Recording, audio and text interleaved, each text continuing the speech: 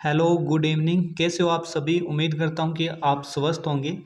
तो आज हम इस वीडियो में चर्चा करने वाले हैं राजस्थान फोर्थ ग्रेड वैकेंसी में दिव्यांगजन को आरक्षण किस तरीके से मिलता है। यानी सामान्य category OBC, general, SC, ST, EWS की सीटों में से इनको आरक्षण किस तरीके से मिलेगा। कंप्लीट जानकारी इस वीडियो में प्रोवाइड करवाएंगे, तो अंत तक बने रहिएगा। चलिए शुरुआत करते हैं। जैसे आप सभी को पता है कि दिव्यांगजन का जो गैर अनुसूचित क्षेत्र है उसमें हॉरिजेंटल रिजर्वेशन में कितनी सीटें हैं। जैसे दृष्टिहीन के लिए 494 सीटें हैं और मूकबधिर के लिए 457 सीटें हैं और अस्थि विकृत के लिए यानी एलडीसीपी के लिए यहाँ पर 552 सीटें हैं और बाकी आईडी, एमआई और एसएलडी और अन्य के लिए 426 सीटें इस तरीके से आपके लिए आरक्षण की गई है। वहीं पर जो अनुसूचित क्षेत्र है उसमें दिव्यांगजन के लिए जैसे दृष्टिहीन के लिए 56 सीटें हैं और मूकबधिर के लिए 48 सीटें हैं और अस्थि विकृति के लिए 69 सीटें हैं और बाकी अन्य के लिए 43 सीटों का आरक्षण है। अब हम जानेंगे कि इसमें क्षैतिज आरक्षण यानी हॉरिजेंटल रिजर्वेशन कैसे मिलता है। जैसे कि आप सभी को पता है कि इसमें 53,000 प्लस ही इसमें वैकेंसी है। तो ये जो सीटें आपको दी गई है ना, चाहे अनुसूचित क्षेत्र की हो चाहे गैर अनुसूचित क्षेत्र की, ये कुल वैकेंसी का 4% है। ठीक है, ये कोई सीटें ऐसी नहीं है कि अलग से हैं। ये सीटें कैसे कटती है वो हम पूरा प्रोसेस जानेंगे। जैसे हम मानते हैं कि मूकबधिर के कितने हैं, 457 पद है। तो इसमें हम मान लेते हैं कि 250 स्टूडेंट ऐसे हैं जो ओबीसी मेल मेल के हैं। ओबीसी मेल मेल के हैं, ठीक है, गैर अनुसूचित क्षेत्र की बात कर रहे हैं। तो 250 स्टूडेंट ऐसे हैं जो ओबीसी मेल मेल के हैं। तो ये सीटें ना, जैसे आपकी ओबीसी मेल की कितनी सीटें हैं, ओबीसी मेल की है 6,400 के समथिंग है ना, एग्जैक्ट पता नहीं, 6,400 के समथिंग आपकी ओबीसी की सीटें हैं।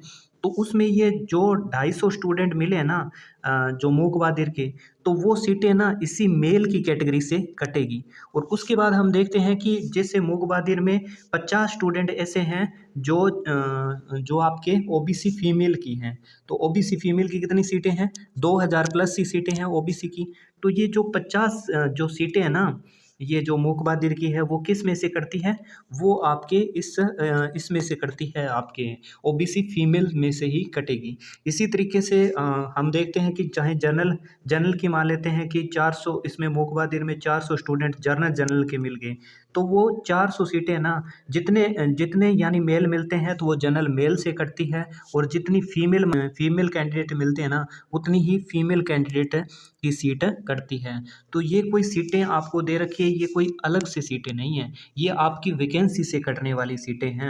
जैसे हम अन्य उदाहरण से समझें, जैसे हम समझे कि एससी, जैसे 552 सीटें यहाँ पर अस्थि विकृत की है। अस्थि विकृति की कितनी है, विकृत की 552 सीटें हैं। तो एससी की मुझे एग्जैक्ट पता नहीं कितनी सीटें हैं, ठीक है। और इसमें हम मान लेते हैं कि जैसे 70 फीमेल एससी फीमेल की है। तो आपकी एससी फीमेल की जितनी टोटल सीटें होगी ना, जितनी टोटल सीटें होगी, उन्हीं टोटल सीटों में से ये है ना, ये आपकी एससी फीमेल की ये सीटें लेकर जाएंगे, जो अस्थि विकृत है ना, ये लेकर जाएंगे।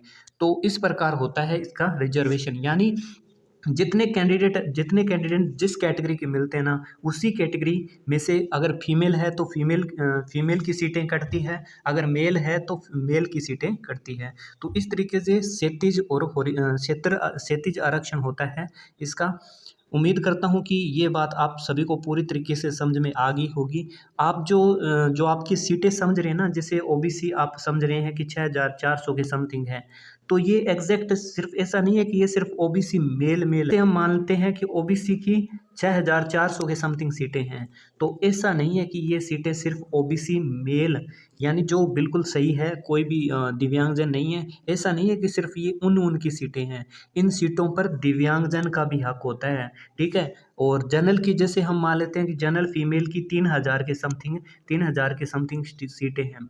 तो ऐसे नहीं है कि ये सिर्फ जनरल फीमेल की जो दिव्यांगजन नहीं है उनकी सीटें हैं। इसमें दिव्यांगजन का भी हक होता है। यानी हर कैटेगरी की हर वैकेंसी पर दिव्यांगजन का हक होता है। इसमें कोई फिक्स नहीं है कि आपकी इतनी ही सीटें कटती है। जितने स्टूडेंट मिलते हैं ना, जितने स्टूडेंट जिस कैटेगरी के मिलते हैं, उसी वैकेंसी में से उस कैटेगरी की उतनी ही सीटें कटती है, ठीक है। और उम्मीद करता हूँ कि आप सभी को ये रिजर्वेशन समझ में आ गया होगा। तो आप इस चक्कर में मत रहिएगा कि आपकी सीटें जितनी है उतनी ही रहेगी, ठीक है। ये दिव्यांगजन के लिए अलग से सीटें हैं, ये अलग से सीटें नहीं हैं, ये आपकी कैटेगरी से कटती है, ठीक है। चाहे वो SC हो, चाहे वो ST हो, किसी भी कैटेगरी का हो। तो फाइनली आज के लिए इतना ही, मिलते हैं नेक्स्ट सेशन में। उम्मीद करता हूँ कि सेशन आपको हेल्पफुल लगा होगा। अगर अच्छा लगा हो, जानकारी अच्छी लगी हो तो लाइक ज़रूर करना और चैनल को सब्सक्राइब करना। Thank you.